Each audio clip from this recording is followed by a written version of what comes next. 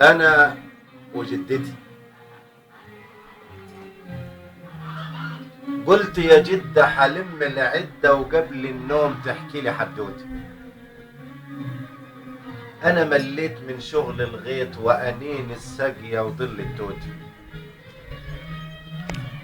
قالت يا ابني يا ريت تسمعني وتسهر، يعني بلاش النوم.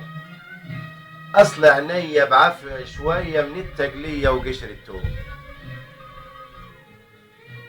وجبت المصفى، عملت الوصفة وربط عليهم صرة لبخة، وانت يا عيل يلا تنيل هتبوظ لي يا واد الطبخ.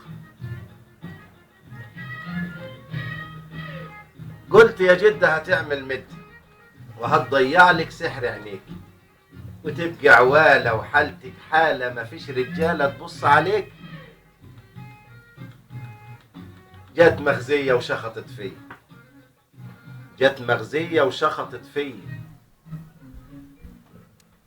وقالت بس اخرس يا منيل، عايش خيبة ما تدري العيبة، ما انت هتفضل عمرك عايب.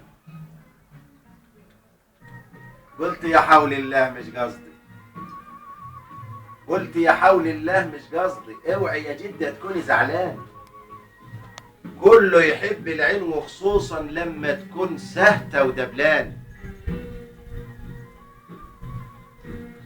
وانا مش شايف او مش عارف ليه العين بالذات حبوها، وانا مش شايف او مش عارف ليه العين بالذات حبوها، واللي عيوبها لحد كعوبها لاجل عيونها الناس خطبوها.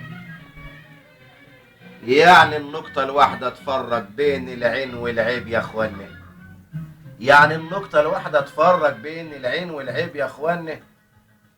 يبقى بلاش النون من اصله وعندي الباء نعدل احوالنا. شوفي يا ستي، شوفي يا ستي ان كان يرضيكي وفكرة كل الناس معقولة، انا هتجوز واحدة اصيلة لو كانت عورة يا جدة وحول.